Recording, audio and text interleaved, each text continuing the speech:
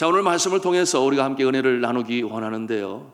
말씀의 제목은 아름다운 믿음의 공동체, 그런 뜻의 제목을 가지고 있습니다. 믿음의 공동체, 그러면 바로 교회를 말씀하는 것 아니겠습니까? 이 초대교회의 모습이 정말 아름다웠습니다. 오늘날 이 사랑 없는 각박한 세상에 한국 교회가 이 초대교회의 모습처럼 다시금 회복될 수 있다면, 그 아름다운 공동체의 모습으로 다시금 설 수 있다면 세상 사람들이 교회를 바라보는 눈이 많이 달라질 것입니다. 왜냐하면 이 초대교회의 모습을 보고 세상 사람들이 칭송하였다 그랬어요.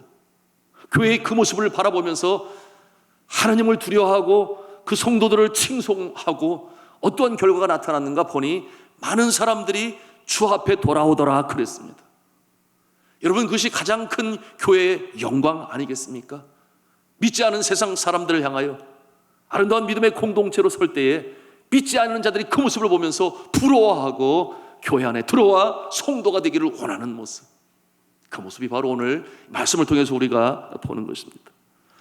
오순절 이후 초대 교회의 모습, 그 모습에 대해서 우리에게 오늘 말씀은 보여주고 있는데요, 어떠한 모습이었기 때문에 온 백성의 칭송을 받으며 그렇게 교회는 성장해 갈 수 있었을까? 이 밤에 우리가 함께 나누기를 원하는 것입니다. 그 모습은 첫째로 하나님의 주권을 확실히 인정했던 그와 같은 교회였어요. 하나님의 주권을 확실히 인정했던 교회.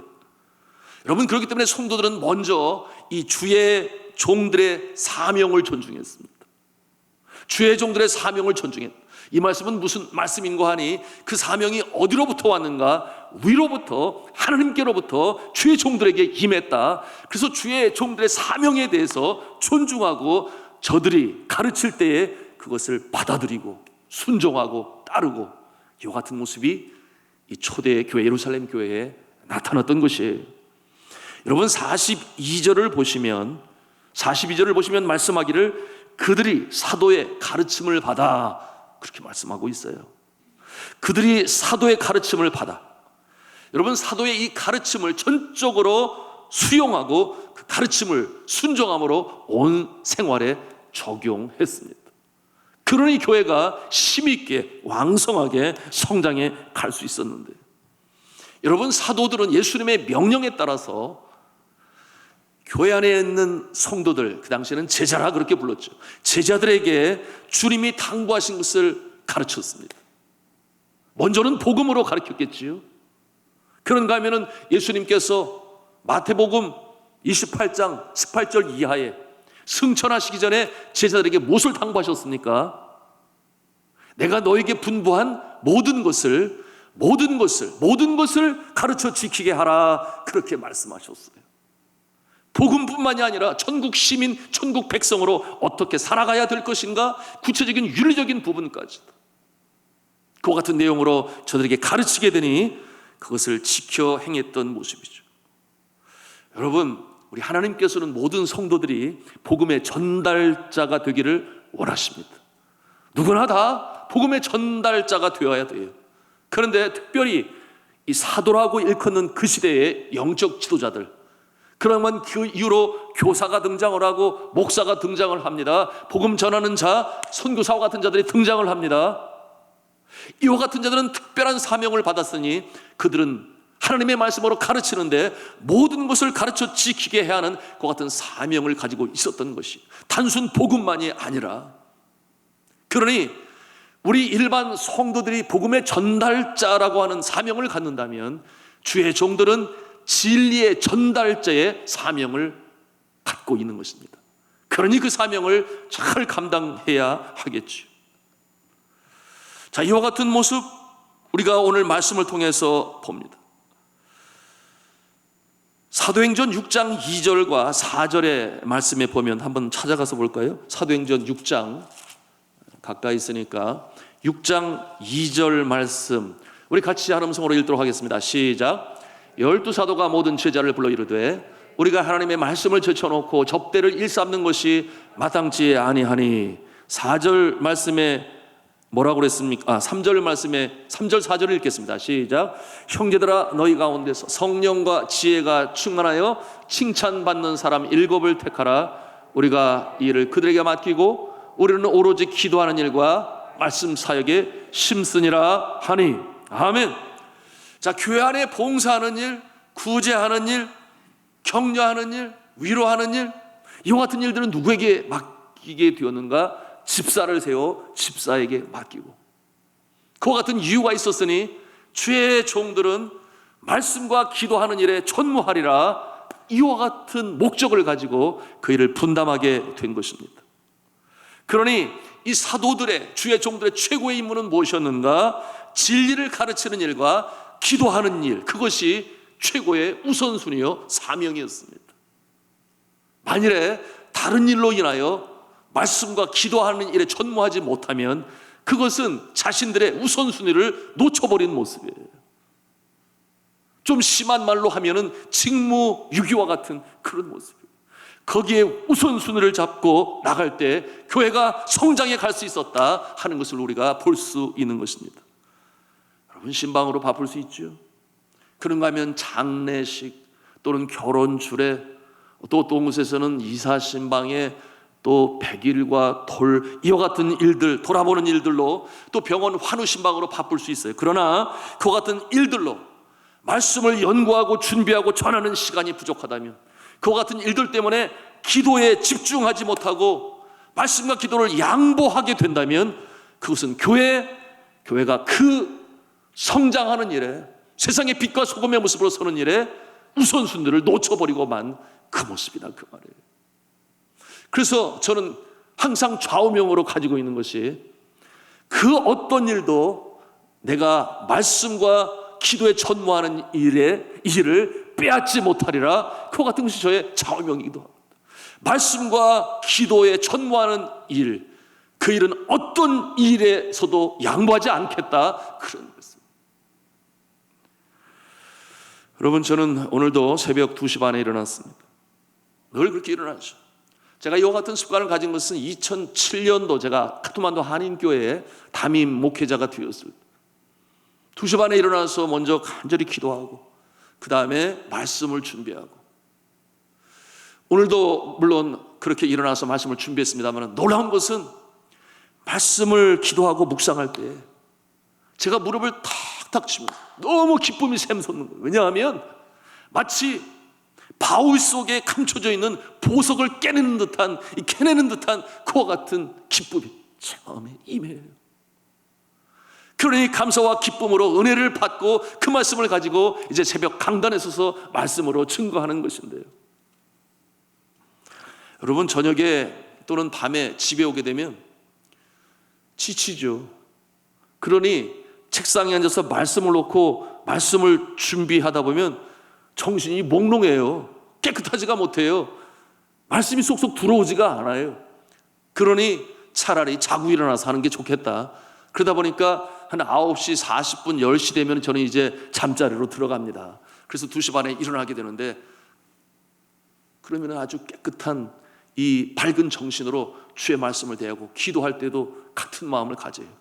그럴 때마다 하나님께서 영감으로 부어주시고, 그런가 하면은 생각지 못한 인사이트를, 통찰력을 주님이 주셔서 말씀이 제 마음에 와닿는 것을 느낍니다. 여러분, 주의 종으로서 사역을 감당할 때에 어떠한 일도 말씀과 기도, 이것이 우선순위가 되는 것이 오늘 말씀을 통해서 사도행전에 등장하는 초대교회, 믿음의 공동체 안에서 우리가 주의 종들의 모습을 보며 배우는 것입니다. 만약에 이 두 가지가 무너지게 되면, 말씀과 기도하는 일이 무너지게 되면, 양보하게 되면 어떤 일이 벌어지겠습니까? 결국 남는 것은 인간적인 경험으로 하려고 합니다. 그런가 하면은 지식으로 인간관계와 권위주의를 가지고 그것으로 뭔가 해보려고 여러 가지 방편으로 삼는 그 모습일 수밖에 없어요. 그러나 그와 같은 모습은 주님께서 보실 때에 아닌 것입니다. 오늘날 한국교회 침체에 7가지 요소가 있다 그랬어요. 제가 지금 이 시간 다 말씀드릴 수는 없으나 그 중에 한 가지가 무엇이냐, 제 마음에 너무 각인이 된 것인데, 목회자의 잘못된 리더십, 즉 목회자의 독선과 아집이라고 그렇게 분석 평가를 했어요. 여러분, 이와 같은 잘못된 모습에까지 우리 성도가 잘못된 모습에 복종하거나 순종할 수는 없습니다. 그러나 오늘 초대 교회의 모습을 상고하게 되면 하나님의 말씀에 입각한 정당한 가르침과 정당한 권위에는 우리가 순종해야 하겠습니다. 그것이 교회, 바로 하나님께서 기뻐하시는, 세상 사람들이 바라볼 때에 감히 범접하지 못하고 경외하며 또한 칭송하는 그와 같은 교회의 모습으로 설 수 있다, 그 말입니다. 성도 자신의 영적 성장과 교회 안의 조화와 질서를 위해서 사도의 권위에, 주의 종들의 권위에 순종했던 이 초대교회의 모습, 오늘도 이와 같은 모습으로 교회는 성장해 가야 될 것입니다. 이처럼 사도들의 절도적인 권위가 인정되었기 때문에 교회가 이렇게 성장했습니다. 물론 여기에는 사도들의 이 순수한 열정, 전인격적인 섬김, 성도를 사랑하는 마음, 한 영혼을 귀히 여기는 마음, 그것이 있기 때문에 교회는 성장해 갔는데요. 무엇으로 우리가 그것을 증거해 보일 수 있겠습니까? 어떻게 그것을 알 수 있겠습니까? 여러분, 예수님의 제자들은 하나같이 한 영혼 또 한 영혼을 더 많이 구원하기 위하여 그들의 마지막 인생의 모습이 한결같이 예수님처럼 순교자의 길로 걸어갔습니다. 평안하게 신앙생활하지 않았다, 그거예요. 주의 종들이 그와 같은 모습이 있었기 때문에 초대교회가 그처럼 부흥 성장할 수 있었고 로마에까지 복음이 증거될 수 있었던 것입니다. 이와 같은 순수한 열정으로 영혼을 사랑하는, 성도를 끌어안고 눈물을 흘릴 수 있는 주의 종이 있는 교회, 그런가 하면 그와 같은 순수한 열정의 영혼을 사랑하는 주의 종을 끌어안고 함께 울 수 있는 성도들이 있는 교회, 이와 같은 교회로 우리 한국교회가 다시금 일어설 수 있도록 기도하시는 저와 여러분 되실 수 있기를 주님의 이름으로 부탁합니다. 두 번째로 우리가 오늘 말씀을 통해서 보는 이 믿음의 공동체, 아름다운 모습은 사람들이 교회를 경외하였다 그랬어요. 43절에 보니까 뭐라고 그랬어요? 사람마다 두려워하는데, 그렇게 말씀하고 있어요. 사람마다 두려워하는데. 왜 사람들이 두려워했겠습니까? 기사와 이적이 나타났어요. 세상 사람들이 감히 생각도 하지 못하는 깜짝 놀랄 만한 일들이 교회 안에 주의 종들을 통하여, 사도들을 통하여 기도하니 기사와 이적이 나타나니 저들이 깜짝 놀라고, 대단하다, 놀랍다, 하나님이 정말 살아계시네, 저들과 함께 역사하시네, 그 같은 것을 알게 되니 저들이 교회를 함부로 대하지 아니하고, 또한 이 교회 또 성도들을 경외하였다, 그 같은 말씀으로 우리에게 보여주십니다. 여러분, 이와 같은 모습 때문에 예루살렘의 불신자들, 그들이 초대교회에 나타나는 하나님의 능력과 권위를 바라보고 자연스럽게 교회를 나오게 되었는데, 또다시 그와 같은 역사들이 나타나더니 저들이 복음 전하는 자들이 되어 복음이처럼 불길처럼 힘차게 확산되어져 나갈 수 있었던 것입니다. 오늘날 교회가 이 영적인 권능이 회복되어져야 하는데요, 오늘날 이 시대에 이와 같은 기사와 이적이 점점 잠들어가고 있는 이유는 두 가지라고 그랬습니다. 한 가지는 의학의 발달로 인하여, 그러니 감기만 걸려도 우리나라처럼 보험 좋은 나라가 없어요. 그래서 병원에 쉽게 갑니다. 기도하기 전에 병원 갈 생각부터 해요. 이와 같은 모습이 살아 역사하시는 주의 권능을 잠들게 하고, 두 번째는 잘못된 신학인데, 그 신학은 어떠한 신학이냐? 이처럼 기적과 이사가 나타나는 것은 초대교회에 특별히 하나님께서 사도들에게 주신 권한이었다. 그리고 교회를 성장시키기 위한 방편이었다. 그리고 교회가 성장이 되니 더 이상 그와 같은 기사와 이적은 멈추게 되었다. 그래서 21세기 초에는 없다, 이렇게 주장하는 신학들이 있어요. 진보주의 신학자들 가운데 이사와 기적들은 다 배제시키고, 심지어는 동정녀 마리아의 예수님의 탄생에 대해서도 이것은 신화야, 그렇게 없애버리고, 사랑하는 성도 여러분, 여전히 하나님께서는 기도할 때에 병마가 물러가고 귀신이 물러가고 심령이 평강을 갖게 되고 우울과 불안이 물러가는 역사가 있는 줄로 믿으시기를 바랍니다. 우리가 그와 같은 믿음이 없으면 평생 한번 경험하지 못하고 영적으로 깊은 단계에 이르지 못하고 체험하지 못하고 그렇게 살아갈 수 있어요. 그래도 병원에서 치유받고 그래서 상담 통해서 위로받고 그럴 수는 있어요. 그러나 문제는 무엇입니까? 머리로만 아는 주님, 머리로만 이해하는 신앙, 그것이 아니라 가슴으로 체험함으로 살아계신 주님을 체험하면 우리의 믿음이 뜨거워지고 그 믿음으로 말미암아 우리는 복음 전하는 일에, 간증하는 일에 더 귀하게 쓰임을 받을 수 있다는 사실을 우리는 그냥 잊어버리고 마는 것입니다. 그런가 하면은 세 번째로 초대교회가 능력이 많았던 이유가 있었는데, 그것은 뭐냐면 성도의 가치를 아주 귀히 여겼습니다. 쉬운 말로 성도를 존귀히 여겼다, 그 말이에요. 성도를 귀히 여겼다. 그런 바로 예수 그리스도의 가르침 아니겠습니까?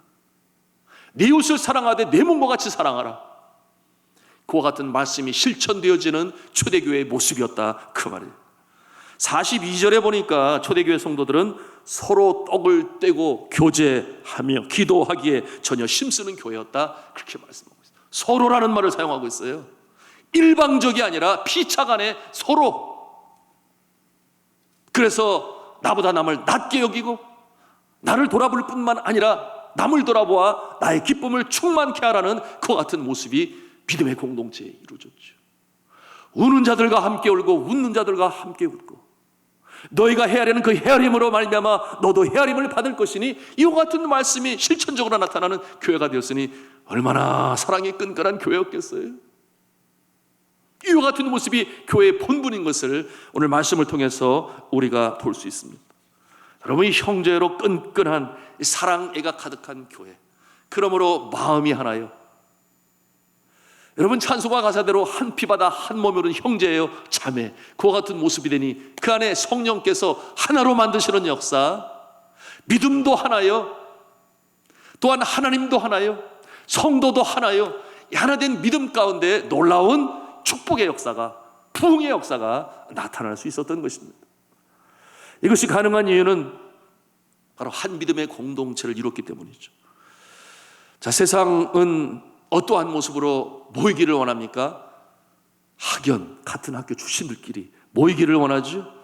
그런가 하면은 지연, 같은 고향 출신들끼리 그래서 또 모이고, 그런가 하면은 혈연, 그래서 가족끼리는 너무 똘똘 잘 뭉치는데, 그런데 같은 교회 안에 성도임에도 불구하고 그렇게 서로 함께 되지 못하는 그와 같은 모습을 우리가 볼 수 있어요.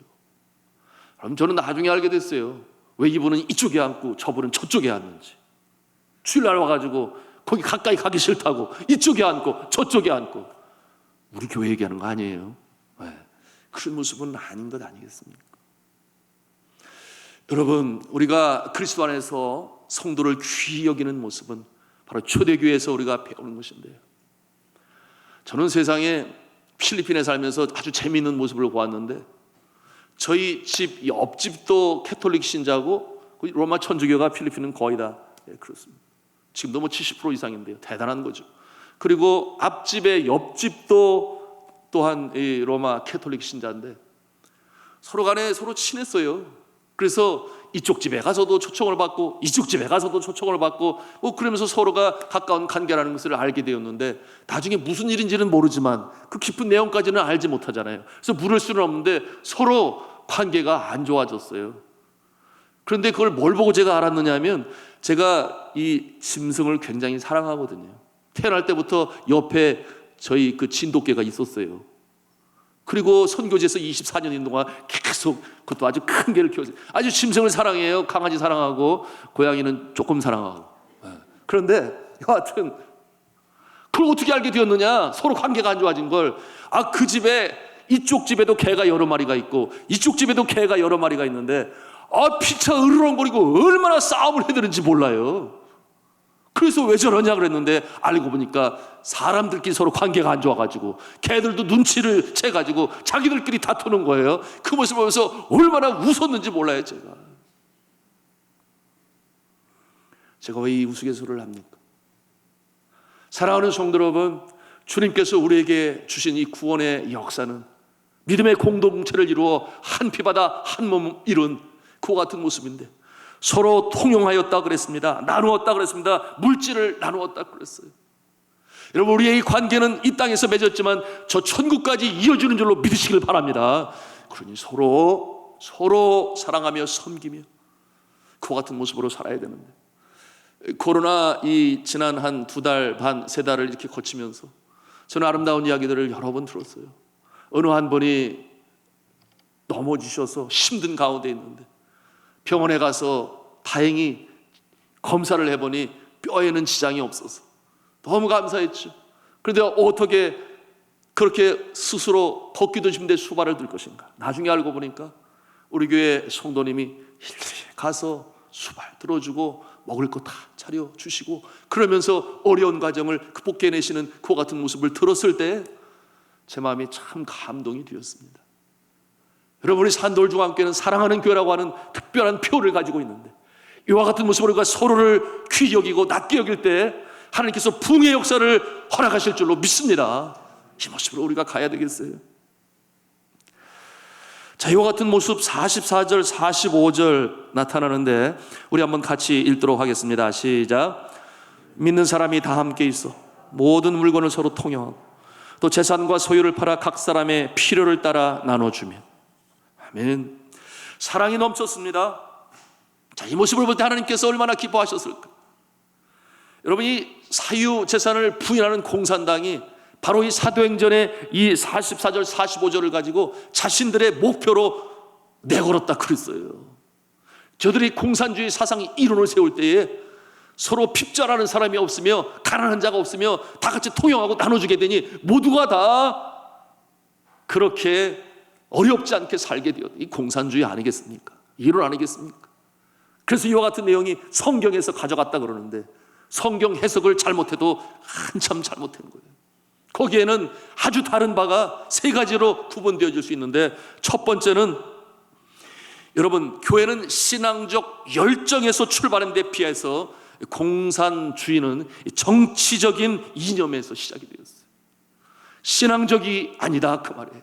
신앙적인 것과 정치적인 것은 하늘과 땅이 거리가 먼처럼 우리가 오늘 이 시대를 보아도 금방 알 수 있어요. 그런가 하면 두 번째로는 여러분, 교회는 서로 나눌 때에 내적이고 자발적인 것이었습니다. 억지로 강요하여 그것을 내라 그렇게 하지 않았단 말이에요. 성령께서 그 마음에 감동을 주실 때 기꺼이 내가 나누겠다. 그래서 땅도 팔기도 하고 자신의 물질을 통용했어요. 그러나 공산주의는 그러지 않죠. 억지로 내라고 그렇게 하지 않으면 어떻게 해요? 처벌이 들어오는 거죠. 빼앗아가는 거죠. 심지어는 공개 처형을 하는 것이죠. 그것이 공산당의 출발의 모습임을 우리가 볼 수 있어요. 감히 비교할 수 없는 그와 같은 내용 아니겠습니까? 그런가 하면은 세 번째로는 여러분, 이 교회는 자발적으로 순교하였습니다. 주의 영광을 위하여 기꺼이 내 믿음을 지키리라, 그와 같은 모습이었는데 공산주의는 그런가요? 그 이념을 실현하기 위하여 수많은 사람들을 억지로 죽게 하였다는 것입니다. 이와 같은 모습이 공산주의와 이 초대교회의 통용하는 모습의 큰 차이점들을 보여주고 있는 것이에요. 여러분, 이 근본 코로나로 인해서 모두가 다 힘들었습니다. 여러분, 그 가운데서 어떠한 사람들이 어려운 사람들인가 제가 이렇게 살펴보았어요. 이 어려운 때를 지나갈 때 슬픔을 겪은 여러 사람, 여러 부류 중에 한 부류는 어떤 사람이냐면 하필 이 어려운 때에 사랑하는 가족을 먼저 떠나 보내는 일이었습니다. 그러니 장례를 치르면서도 사람들을 부를 수가 없어요. 사회적 거리두기, 그것이 정부에서 강조가 되니까 차마 그러지를 못하고, 그러는 가운데 사랑하는 가족을 먼저 보려니 그 마음이 얼마나 허전하고 힘들어요. 텅 빈 장례식장에 그야말로 초유의 일 아니었겠습니까?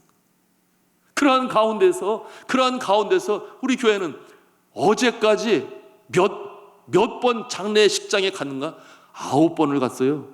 참 많이도 가셨어요.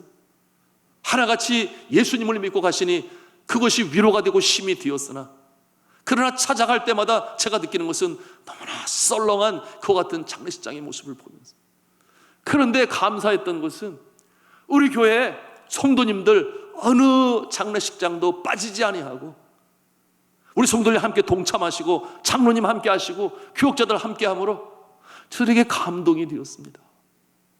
저들의 눈물로 감사하고 큰 위로가 되었다 감사하고 장례 마친 다음에도 또 감사하고 아무도 찾아오기 어려운 그때에 찾아와 주셔서 얼마나 힘이 되고 격려가 되었는지 모릅니다. 그렇게 말씀하시는 모습을 보면서 그것이 오히려 또 힘이 되고 격려가 되었습니다. 여러분, 이와 같은 모습이 너무 감사해서 제가 저희 동료, 신학교 동료 목사들한테 목사님들에게 제가 자랑처럼 얘기했더니 에이구, 담임 목사가 가는데 그럼 안 가? 이렇게 말을 하는 거예요. 그러면서 하는 얘기가 담임 목사가 요즘에 장례식장에 왜 가? 그 걸리면 큰일 나지. 전 성도가 다 감염될 수 있는데 거기를 왜 가? 그런 식으로 얘기를 합니다.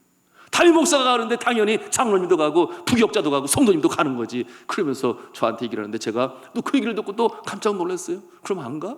그런 대응을 제가 했는데, 사랑하는 성도 여러분, 우리가 주의 사랑을 나누기 위하여 때로는 헌신할 때 있습니다. 때로는 손해보는 것 같을 때 있습니다.